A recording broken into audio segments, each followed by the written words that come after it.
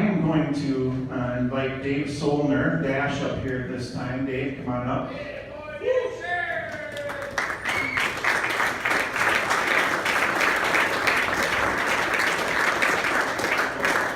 I'm going to give him just a second to talk a little bit about what he's been up to lately. But for those of you that don't remember Dave, he grew up skiing in Madison with the Blackhawk Ski Club back in the, His next door neighbor was Kurt Stein, who he introduced to the sport of ski jumping, and Kurt and I, of course, were teammates and skied our career together. And I think you go back to the Bill Bakke and Dave Norby days and all that. But I think still is the youngest at the age of 14 to ever go to World Juniors back in 1982, 81. Where was that at? Anybody in the room with you on that trip? I think so. Wow. You know the Hemesteads? Sandy and I went to school at university. Oh, there we go. Anyway, after Dave finished up his jumping career, he of course went to, or kind of while he was finishing up his ski jumping career, he started taking classes at the U of M, and went to architecture school there. He's had a wonderful career. He's done projects all around the world. He's very humble, but I know he's done work for Disney. He's done work on the Olympic Village for Korea for the next games. And he's done projects many overseas, and of course the Rainforest Cafe is probably one that rings a bell. That was his baby. So I'll pull your PowerPoint up and you can just mention what you've been up to since last fall. Sure. Well, I am not an Olympic gold medalist, but I try. It's really great to see Billy here and listen to his stories. But I've been an architect here in town for the last 23 years with Cunningham Group, and as Brian mentioned, I had an opportunity to work on some really exciting projects, primarily in the entertainment industry. And recently, I retired from architecture and bought Buck Hill Ski Area down in Burnsville, Minnesota. So I'm doing owner of Buck Hill and in the process of transforming that into a year-round destination. This fall, we're introducing the first ever summer ski service where you'll be able to ski, alpine ski, and snowboard year-round starting September 10th down there in Burnsville. So come on down, try it out.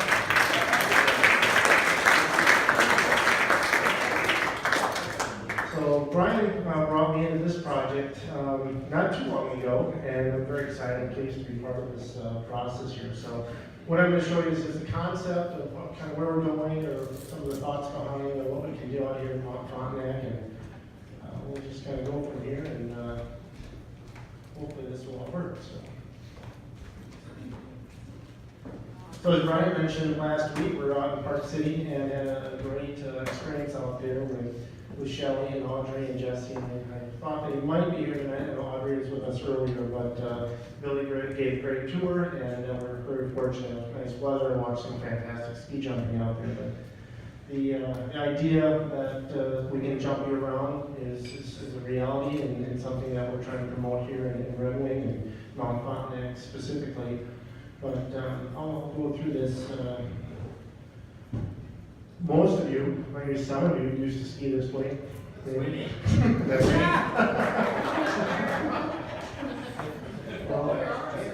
and maybe in places like this, we got Soldier Field and Dodger Stadium here. Ski jumping was really has evolved over the years, so it's been kind of interesting looking at jumps around the world and around the country and the different jumps that exist. This is our most modern ski jump in the U.S. From what I'm told. The whole profile is fantastic, but if you look at the actual structure, it's held up with toothpicks. And it doesn't get any better. There's even the idea you don't even need a tower; you can just use cranes on something else. But as we know, ski jumping has evolved, and it really is a high-tech, really exciting sport to watch. There's some beautiful architecture all over the world that is growing in popularity, and hundreds of thousands of people get to watch these spectacular events. in billion-dollar complexes around the world. One of my favorite jumps is kind of, we're looking at what can we go out here. This is a jump in Innsbruck, Austria by Zaha Hadid, an architect born in Iraq who recently passed away in Miami about maybe 5 months ago or so.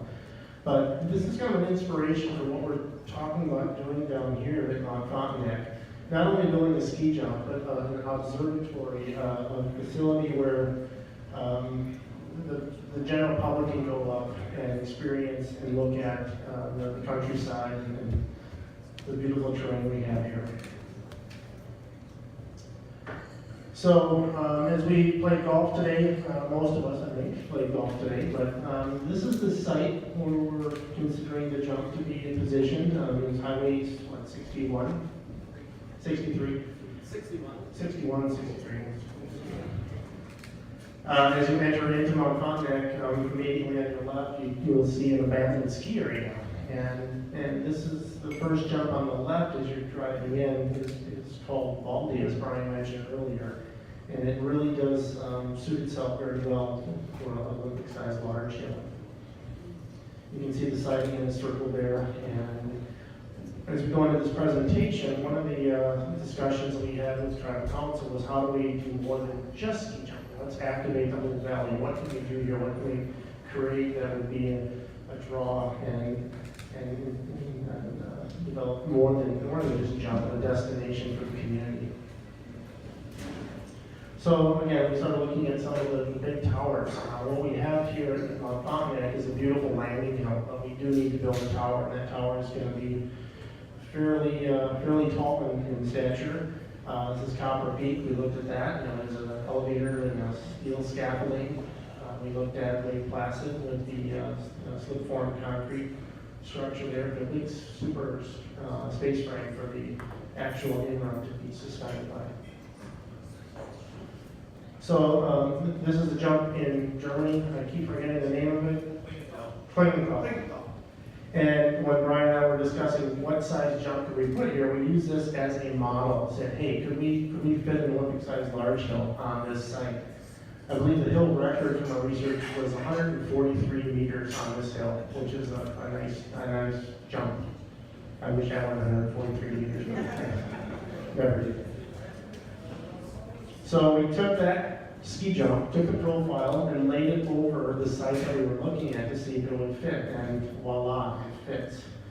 Not that we're going to build this ski jump, but we looked at the size and the location of it, and it says if we set this facility on here, could it work? And the answer was yes. The green line is the actual, it's hard to see probably back there, but there's 2 lines on it. One is a green line, which is the actual contour of the land, and the red is the profile that we need to achieve. So the yellow here now shows kind of the cut and fill that needs to take place in order to make this ski jump really fit. We're really looking at carving out the bottom of the hill to get the right, the radiuses and the landing to accommodate the jump. The height is there in the distance and all that kind of stuff. But if we do what I just mentioned, when we cut that fill out of there, we can shape the bottom of the bowl to create a big amphitheater. And we can push that here to the side and through landscaping, we can create literally an outdoor amphitheater, a nice stadium type at the bottom for multiple functions to occur, not only the ski jumping crowd, but perhaps concerts and other festivals that would take place. So this is Innsbruck again. You'll see the little tower and the building up on top. And that's kind of the idea behind it. So what we're looking at here is the valley, and you can see the road that took us up to where we're at today, and you can see the golf course on the top. The jump, or the hill on the left again is Baldy, and that's the one we've been talking about where the hill would go in. So with all the modifications and design that we looked at, the end result would be something like this. Yeah. So.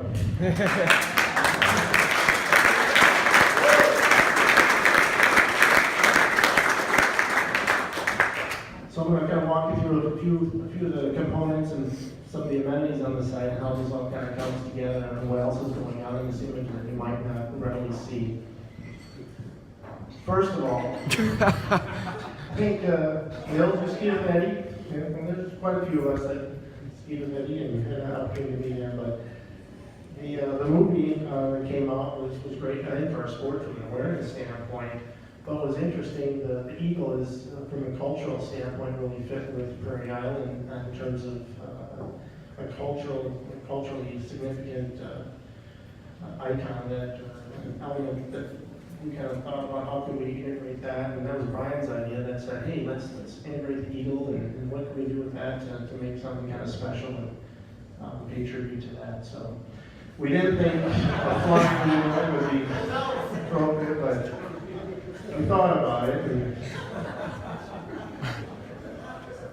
But the idea came to be that, well, what if we shaped the box on top, and we had the ability to kind of make this icon in the community that would kind of resonate and with eagle migration through here and the cultural significance that it brings, do something that was kind of fun and a little different than a traditional tower that we might see.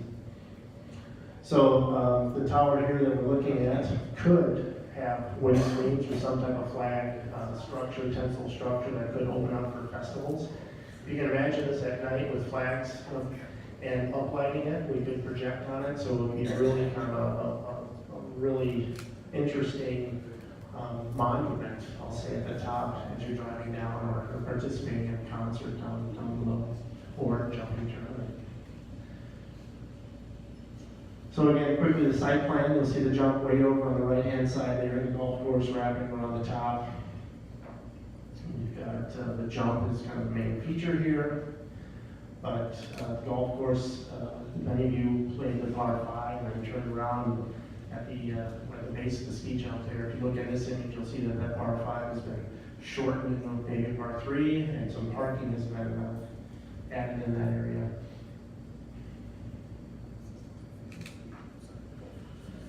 Again, conceptual view, kind of looking down from the top, you'll see a little bit of a configuration of the road at the bottom, some parking at the upper end, as I said. Again, a windscreen idea would be a very strong, powerful, symbolic element on top. The profile of working through this, the jump actually probably could sit on the ground, the table, and where the sign was today, where it said takeoff, it's probably actually where the elevator tower would sit. So the whole tower slides a little bit forward from what we were looking at today. So we probably took a picture of that tower is. And just, everybody's wondering, well, how high is this? How big is this? The tower itself right now conceptually is a little over 100 feet, and then we've got another 30 feet of maybe 3 stories above that. So roughly a 12-story tower with a roof deck on top of it, if you think about that from the size of the product. How big is Copper Peak comparatively? That's a good question, but Somebody's 22 stories. yeah. Copper Peak? It's 22 stories. Oh, yeah, 72, way taller, 72 meters. Yeah. So again, part of that tower is going to set down the hillside.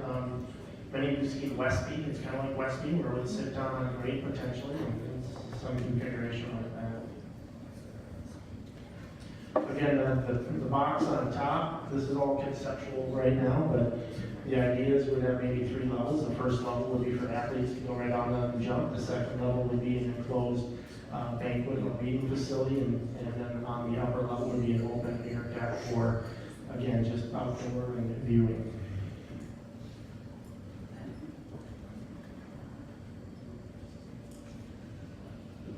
So down at the bottom, that was the top, so this is the bottom. We're looking at having a few buildings down there, what would be an arrival, kind of an entertainment destination, perhaps a welcoming or part of the Ski Jumping Hall of Fame, and then a little amenities with restrooms and ticket offices to create kind of an adventure park here. So the 3 buildings toward the top, center of the screen, that would be maybe part of that entertainment arrival courtyard. We'd have a chairlift that would take foot traffic up. That foot traffic could go all the way to the top, or they could get off at a midpoint. And perhaps at the midpoint, we're looking at some air tubing. Air tubing is not only a winter activity, but a summer activity, and putting this in at Buckhill right now as well, so you can also try it in September if you like. But it's a product out of Italy called Neverblast. A lot of fun, but we could do tubing Disc golf has been a very popular sport that's taking off, and through my conversations and research, everybody likes to throw downhill. So what's more fun than taking a chairlift to the top and then working your way down through the woods and getting back to the base camp where you started, and then the chairlift to begin with. And another component, that's Shelley there and Jesse in the back, zip lining. This wasn't as scary in Park City as I thought it was going to be. We had the opportunity to do the long zip lining from the top and ski jump all the way to the bottom. As soon as those doors open, you would think there's a drop. It was a very smooth, gradual experience, and we all had a lot of fun. But the idea of we zip lining right down the tower all the way to the outrun is one thing we're considering.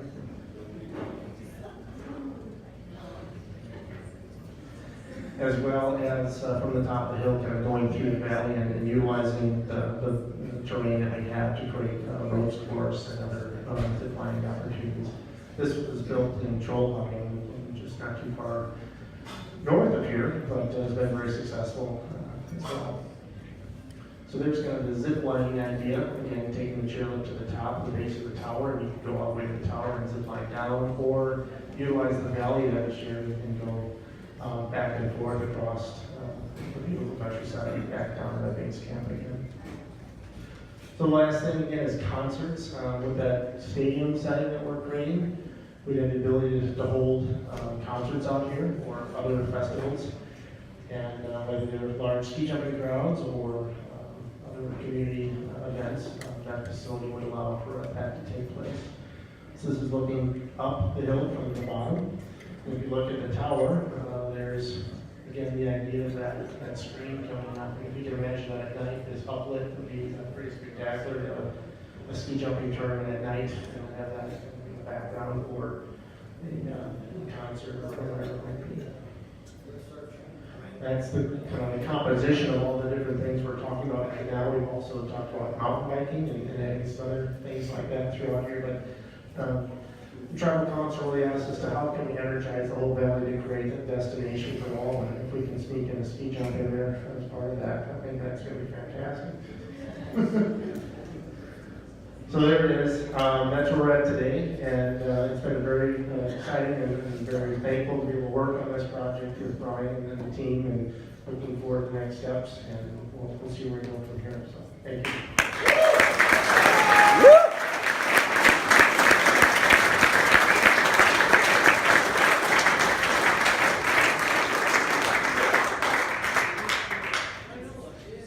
We initially started to work on this project, and I went to Dave back in fall of last year, and he just closed on Buck Hill, and I told him about what we were doing, and we made a trip down here right away to look at the site, and I just want to say thanks to Dave because he's gifted all of his time to this project so far, and we wouldn't have been able to accomplish the things that we've done and put this plan together.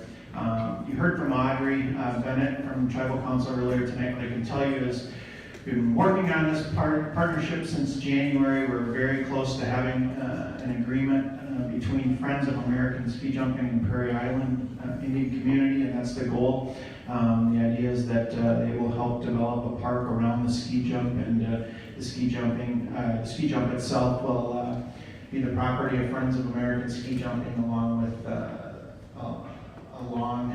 very long and inexpensive lease on the footprint of the ski jump. I'll say that much so far. So anyway, just great enthusiasm here. We think believe we have an incredible partner in the works that really is going to help us with the sustainability piece. And you might wonder, why an Olympic-sized large hill? Typically, Olympic-sized large hills aren't built in the U.S. anymore unless there's an Olympic Games. There is great sustainability with a jump like Iron Mountain.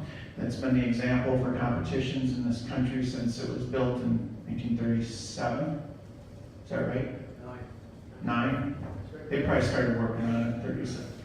Anyway, and so, Park City, most recent jump built in 99, and it's also at almost 8,000 feet. And so this would help energize ski jumping. The vision is to host international events here, the best in the world. It's also to introduce youth to the sport again, so we plan to also have a 10 and 20 meter on the site and start a ski jumping program here again and bring the sport back to Red Wing after all these years.